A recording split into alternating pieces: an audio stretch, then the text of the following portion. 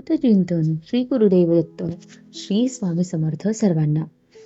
तर नमस्कार मित्रांनो, आजच्या दिव्य आणि या पवित्र व्हिडिओमध्ये मी तुम्हाला 2025 मध्ये हरतालिका तीज व्रत कधी ठेवले जाईल हे याविषयी माहिती सांगणार आहे. तर बहिणी आणि बंधूंनो, दरवर्षी भाद्रपद महिन्यातील शुक्ल पक्ष येतो तेव्हा प्रत्येक विवाहित महिलेच्या मनात एकच प्रश्न येतो की यावेळी हरतालिका तीज व्रत कधी ठेवले जाईल. आणि खरे सांगायचे तर 2025 मध्ये लोकांच्या मनात सर्वात मोठा गोंधळ म्हणजे 25 ऑगस्ट रोजी व्रत असेल की 26 ऑगस्ट. खरं तर तारखांच्या गणनेतील फरकामुळे हा गोंधळ निर्माण होतो. परंतु योग्य शुभ तिथी आणि मुहूर्त लक्षात ठेवून व्रत ठेवणे हा सर्वोत्तम मानला जातो. तर हरतालिका तीजचे नाव घेताच डोळ्यासमोर एक दिव्य दृश्य उभे राहते. महिला नववधूंप्रमाणे सजवल्या जातात. कपाळावर सिंदूर, हातावर मेहंदी, काचेच्या बांगड्या झणझणीत असतात आणि संपूर्ण वातावरण भक्ती आणि समर्पणाने गुंजत असते. हे व्रत केवळ एक परंपरा नाही तर श्रद्धा आणि अतूट प्रेमाचे प्रतीक आहे. कारण असे मानले जाते की आई पार्वतीने कठोर तपश्चर्या करून महादेवाला पती म्हणून प्राप्त केले होते आणि विवाहित महिला त्या तपश्चर्येच्या स्मरणार्थ हे व्रत पाळतात, जेणेकरून त्यांनाही अखंड सौभाग्य आणि त्यांच्या पतीच्या दीर्घायुष्याचा आशीर्वाद मिळेल. तर या दिवसाच्या पूजेमध्ये भगवान शिव, आई पार्वती आणि गणेशजींची पूजा केली जाते. तर या तीजच्या पूजेमध्ये चंदन, अक्षता, फळे, फुले, बेलपत्र, धतुरा, सुपारी, कच्चे दूध, दही, मध आणि गंगाजल यासारख्या वस्तू अर्पण केल्या जातात. तर पूजेच्या दरम्यान महिला माती किंवा वाळूच्या शिव आणि पार्वतीच्या मूर्ती त्यांच्या समोर बनवतात किंवा स्थापित करतात आणि विधीनुसार त्यांची पूजा करतात. तर भक्तांनो, आपण व्हिडिओमध्ये पुढे जाण्यापूर्वी जर तुम्हालाही माता लक्ष्मीचा आशीर्वाद तुमच्यावर नेहमीच राहावा असे वाटत असेल तर व्हिडिओला लाईक करा आणि तुमच्या चॅनलला सबस्क्राईब करा आणि कमेंट बॉक्समध्ये जय लक्ष्मी माता लिहून तुमची उपस्थिती निश्चित करा. तर रात्रभर जागून कथा ऐकणे हा देखील या व्रताचा एक महत्त्वाचा भाग आहे.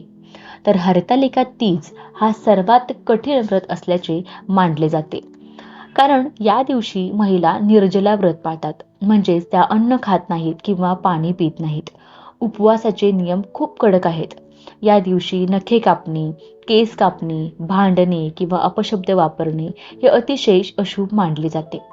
उपवासाचे यश म्हणजे पूजेच्या वेळी मन पूर्णपणे देवावर केंद्रित करणे आणि कोणत्याही प्रकारची फसवणूक किंवा खोटं बोलू नये. तर पहिल्यांदाच हा व्रत करणाऱ्या महिलांसाठी हे आणखी खास आहे. तर कधी कधी अनेकदा असा प्रश्न पडतो की पहिल्यांदा उपवास कुठे करावा, माहेरून की सासरच्या घरून.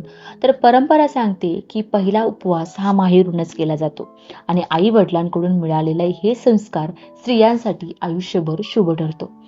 पहिल्यांदाच उपवास करणाऱ्या महिलांनी पूजेची पद्धत कशी करावी याबद्दल वृद्ध महिला किंवा पंडित यांचे मार्गदर्शन घ्यावे, जेणेकरून तुमच्या हातून कोणतीही चूक होणार नाही. तर या दिवशी हे लक्षात ठेवणे आवश्यक आहे की कोणतेही चुकीचे काम किंवा उपवास तुम्ही चुकूनही उपवास मोडू नका. उदाहरणार्थ, दिवसा नकळत काहीतरी खाणे, खोटे बोलणे किंवा रागावणे यामुळे तुम्हाला त्या उपवासाचे फळ कमी मिळते. आणि या उपवासात फक्त पूजेच्या वेळी दिलेला प्रसाद पदार्थ सेवन केला जातो, तेही पूजा पूर्ण झाल्यानंतर. उपवासाच्या शेवटी मग फळे, दूध किंवा फळांचा रस सेवन तुम्ही केला तरी चालेल. तर हरतालिका तीजचा उपवास हा केवळ पतीच्या दीर्घायुष्यासाठी नसून तो स्त्रीच्या आत्मविश्वासाचा, तिच्या संयमाचा आणि तिच्या त्यागाचा उत्सव आहे. आणि हा उपवास शिकवतो की प्रेम हे केवळ मिळवण्याचे नाव नाही, तर ते त्याग आणि समर्पणाच्या भावनेचे एक दुसरे नाव आहे. जेव्हा महिला पूर्ण भक्ती आणि श्रद्धेने हा उपवास पाळते तेव्हा त्यांचे जीवन हे सौभाग्य आणि आनंदाने भरलेले असते. तर बंधूंनो, हरतालिका तीजचे नाव घेतल्यावर मनात एक अतिशय सुंदर दृश्य उलगडते. महिला हिरव्या कपड्यामध्ये, हातात लाल मेहंदी, कपाळावर चमकदार बिंदी, विदाईत खोल सिंदूर आणि ओठांवर शिवपार्वतीचे नाव अशा सजवलेल्या दिसतात. आणि हा केवळ एक सामान्य उपवास नाही, तर तो स्त्रीच्या प्रेम, त्याग, श्रद्धा आणि शक्तीचे एक प्रतीक आहे. तर या दिवशी प्रत्येक विवाहित महिला हे भगवान शिव आणि देवी पार्वतीची पूजा करते आणि तिच्या पतीच्या दीर्घायुष्यासाठी, सुख समृद्धीसाठी आणि अखंड सौभाग्यासाठी प्रार्थना करते. तर हरतालिका तीजचा उपवास हा अत्यंत कठीण मानला जातो, कारण तो पाणी आणि अन्नाशिवाय ठेवला जातो. महिला या दिवशी अन्न खात नाहीत किंवा पाण्याचा एक थेंबही पित नाहीत. त्या रात्रभर जागून भजन गातात आणि या तपश्चर्येने उपवास पूर्ण करतात. हे व्रत केवळ विवाहित महिलांपुरते मर्यादित नाही, तर अविवाहित मुली देखील ते उपवास करू शकतात. कारण असे म्हटले जाते की ज्याप्रमाणे देवी पार्वतीने भगवान शिवाला प्राप्त करण्यासाठी कठोर तपश्चर्या केली, त्याचप्रमाणे हे व्रत करणाऱ्या मुलींनाही योग्य वर मिळतो. तर शास्त्रामध्ये असे नमूद आहे की माता पार्वतीने असंख्य जन्मांसाठी तपश्चर्या केली आणि शेवटी तिच्या तपश्चर्येने प्रसन्न होऊन स्वतः भगवान शिवाने तिला आपली पत्नी म्हणून स्वीकारले. तेव्हापासून हे व्रत शिव आणि पार्वतीच्या पुनर्मिलनाचा उत्सव मानले जाते आणि म्हणूनच आजही महिला या दिवशी अढळ श्रद्धेने उपवास करतात, जेणेकरून त्यांच्या जीवनात प्रेम आणि वैवाहिक आनंद अमर राहील. आता जेव्हा आपण हरतालिका तीज बद्दल बोलत आहोत, तेव्हा मनात स्वाभाविकपणे एक प्रश्न उद्भवतो की यावर्षी हा पवित्र व्रत कोणत्या तिथीला पाळला जाईल आणि त्यांचा शुभ मुहूर्त कोणता असेल. त्यापूर्वी हे समजून घेणे आवश्यक आहे की उपवासाची पूर्णता हे उपासनेच्या साहित्य, पद्धती हे काही नियमांच्या वरती अवलंबून असते. म्हणजे त्याचे काही नियम, काही अटी असतात. तर सर्वप्रथम पूजेसाठी लागणारे सर्व साहित्य भक्तीने गोळा करावे लागते आणि नंतर भगवान शिव, देवी पार्वती आणि गणेश यांची विधीनुसार पूजा करावी लागते. हे लक्षात ठेवले पाहिजे की हे व्रत खूप कडक आहे आणि एकदा जर तुम्ही सुरू केला तर ते सुरू केल्यानंतर तो सोडता अजिबात येत नाही. दरवर्षी तुम्ही पूर्ण भक्ती आणि श्रद्धेने तो पाळणे अतिशय आवश्यक आहे. तर व्रताच्या दिवशी सूर्योदयापासून दुसऱ्या दिवशी सूर्योदयापर्यंत अन्न किंवा पाणी घेतले जात नाही. म्हणूनच याला सर्व व्रतामध्ये सर्वात कठीण आणि महान व्रत असे म्हटले जाते. रात्री जागरण हा त्याचा एक महत्वाचा भाग आहे. महिला रात्रभर भक्तिगीते गातात, त्या देवाची कथा ऐकतात आणि देवी पार्वतीप्रमाणे त्यांच्या तपश्चर्येने आणि दृढ निश्चयाने हे व्रत पूर्ण करतात. तर या दिवसाचा प्रत्येक क्षण एक साधना आहे, एक तपश्चर्या असते आणि एक श्रद्धा असते, जी स्त्रीचे मन हे देवाशी जोडते. आणि या व्रतामध्ये व्रत करणाऱ्या महिलांना संपूर्ण रात्र जागे राहून पूजा, पठण आणि मंगोराची पूजा करण्यात व्यस्त राहावे लागते. रात्रभर जागून न उठता जागृत राहावे लागते. जर एखादी महिला जाणून बुजून किंवा नकळत जर झोपी गेली तर तो व्रत मोडतो. म्हणूनच संपूर्ण रात्र जागे राहण्याचा हा नियम आहे. याशिवाय हरतालिका तीज जी पूजा आहे, त्या दिवशी अविवाहित मुली आणि विवाहित महिला या दोघींनाही ती पूजा करता येते. तर अविवाहित मुली शुभ काळासाठी हा व्रत पाळतात आणि विवाहित महिला आपल्या पतीच्या दीर्घायुष्यासाठी आणि कल्याणासाठी निर्जळ राहून हा व्रत पाळतात. तर या व्रतामध्ये महिला नवीन कपडे घालतात आणि सोन्याचे अलंकार करतात. तर हरतालिका तीज व्रतामध्ये 16 अलंकार केल्यानंतरच महिलांनी पूजा करणे शुभ मानले जाते. ज्याप्रमाणे 16 अलंकार स्त्रीच्या सौंदर्यात भर घालतात, त्याचप्रमाणे 16 शृंगारांना पूजेमध्ये स्वतःचे विशेष महत्व आहे. तर हरतालिका तीज व्रताचे नियम हे खूप कडक आहेत. जर एखाद्या महिलेला हे व्रत करण्याची शक्ती नसेल तर तुम्ही चुकूनही हे व्रत करू नका. कारण असे मानले जाते की जर तुम्ही या व्रतात पाणी प्यायले असेल तर पुढच्या जन्मात तुम्हाला माशाचे जीवन मिळेल. जर तुम्ही या व्रतात फळे खाल्ली असतील तर पुढचा जन्म माकडाचा असेल. दुसरीकडे जर तुम्ही या दिवशी झोपलात तर तुमचा जन्म हा अजगर म्हणून होईल. जर एखाद्या महिलेने या व्रतात दूध प्यायले तर ती पुढच्या जन्मात शार्क बनते. तर साखर खाणारी माशी बनते, मांस खाणारी सिंह बनते, अन्न खाणारी भुई बनते. म्हणूनच हरतालिका तीज व्रत हे पूर्ण नियम आणि संयमाने पाळले पाहिजे. आता आपण हरतालिका तीज व्रताच्या पूजा साहित्याबद्दल जाणून घेऊया. तर बघा, यामध्ये भगवान शिव आणि पार्वतीच्या मातीच्या मूर्ती ह्या बनवल्या जातात. म्हणूनच सर्वात आवश्यक साहित्य म्हणजे काळी माती आणि वाळू.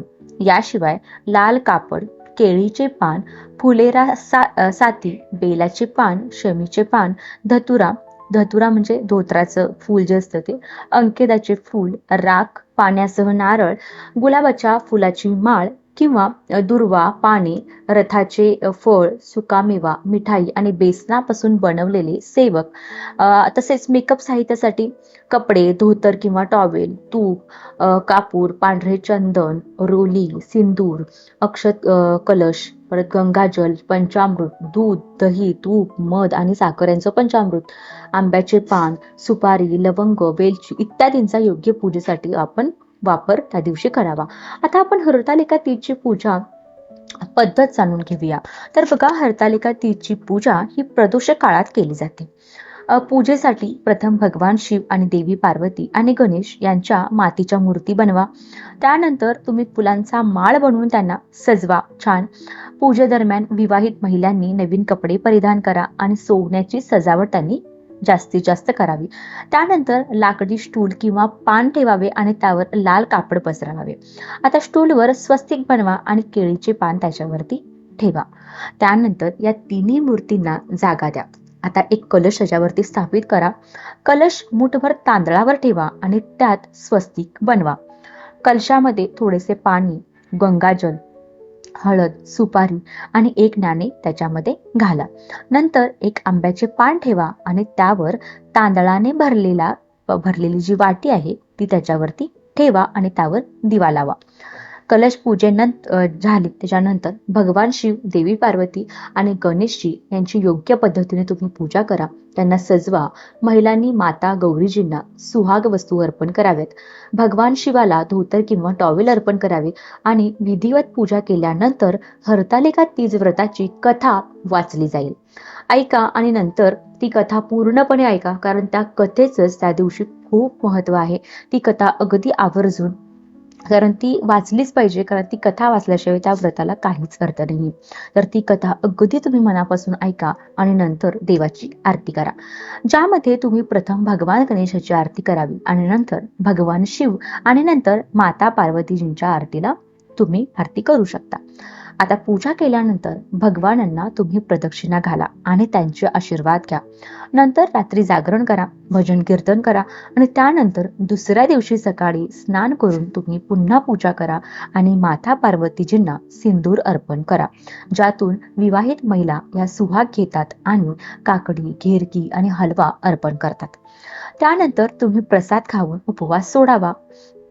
आता ही पद्धत तुम्हाला खरंच कळाली तर चला तर मग आपण आता जाणून घेऊया की 2025 मध्ये हरतालिका तीज व्रत हे कधी ठेवले जाईल. पूजेचा शुभ मुहूर्त कोणता आहे, तर या दिवशी राहू काळाचा काळ कधीपासून कधीपर्यंत राहील. तर मी तुम्हाला सांगते की भाद्रपद महिन्यातील शुक्ल पक्षातील तृतीया तिथी ही 25 ऑगस्ट 2025 रोजी ही दुपारी 12:24 सुरू होईल आणि तृतीय तिथी 26 ऑगस्ट 2025 रोजी दुपारी वेगळ्या ठिकाणी संपेल. म्हणूनच उदय जातीनुसार हरतालिका तीजचे व्रत हे मंगळवार 26 ऑगस्ट 2025 रोजी ठेवले जाईल आणि सकाळच्या पूजेचा शुभ काळ सकाळी 5 ते 8:30 पर्यंत असेल आणि या शुभ काळाचा एकूण कालावधी हा 2 तास 35 मिनिटांचा असेल. तर बघा, हरतालिका तीजला प्रदोष काळात पूजा करणाऱ्यांना 26 तारखेला तृतीया तिथी संपण्यापूर्वी ही पूजा करावी लागेल. म्हणजेच तुम्ही 26 तारखेला दुपारी 100 पितवारांच्या आधी प्रदोष काळची पूजा करावी, अन्यथा चतुर्थी तिथी त्यानंतर सुरू होईल आणि या दिवशी सूर्योदयाची वेळ ही सकाळी 5:56 मिनिटानंतर असेल आणि सूर्यास्ताची वेळ ही संध्याकाळी 6 म्हणजे 6:45 वाजता असेल आणि या दिवशी राहू काळाची वेळ ही दुपारी 3:30 ते संध्याकाळी 4:15 पर्यंत असेल. तर मित्रांनो, राहू काळ हा अशोक काळ आहे आणि या काळात कोणतेही शुभ कार्य तुम्ही करू नका. आता भक्तांना आता माहित आहे की जर एखादी महिला पहिल्यांदाच हरतालिका तीज जर उपवास करत असेल तर तिने तो कुठून घ्यावा आणि कसा सुरू करावा. जर एखादी महिला पहिल्यांदाच हरतालिका तीज उपवास करत असेल आणि त्यांना काही इन्फॉर्मेशन, काही माहिती नसेल, तर पहिल्यापासून तुम्ही हा व्हिडिओ बघा. त्यामध्ये सगळे शास्त्र पद्धतीनुसार, परंपरेनुसार तुम्ही व्रत कसा करावा, कसा संकल्प करावी, सगळी माहिती दिली आहे.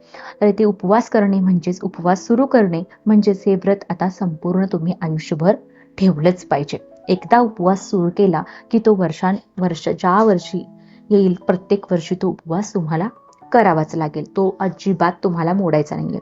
तर हरतालिका तीज व्रत प्रामुख्याने हे विवाहित महिला पाळतात आणि ते मोठ्या भक्तिभावाने आणि नियमानुसार पाळतात. तर हे व्रत हे पाण्याशिवाय असते आणि अखंड हा उपवास असतो. म्हणजेच दिवस रात्र काहीही न खाता किंवा काहीही न पिता हे व्रत केले जाते. तर बघा, सगळी इन्फॉर्मेशन तुम्हाला जी लागते, कधी करावं, काय करावं, कशी करावी, ही सगळी पूजाविधी सगळं मी ह्या व्हिडिओमध्ये सांगितले. जर हा तुम्हाला व्हिडिओ आवडला असेल मनापासून, तर या व्हिडिओला लाईक करा, चॅनलला सबस्क्राईब करा आणि बेल आयकॉनवर क्लिक करा, जेणेकरून माझी अशी इन्फॉर्मेटिव्ह व्हिडिओ जेव्हा मी टाकेल तेव्हा त्याचे नोटिफिकेशन तुम्हाला पहिल्यांदा मिळून जाईल. तर व्हिडिओ शेवटपर्यंत पाहिल्याबद्दल धन्यवाद. श्री स्वामी समर्थ. जय जय स्वामी समर्थ.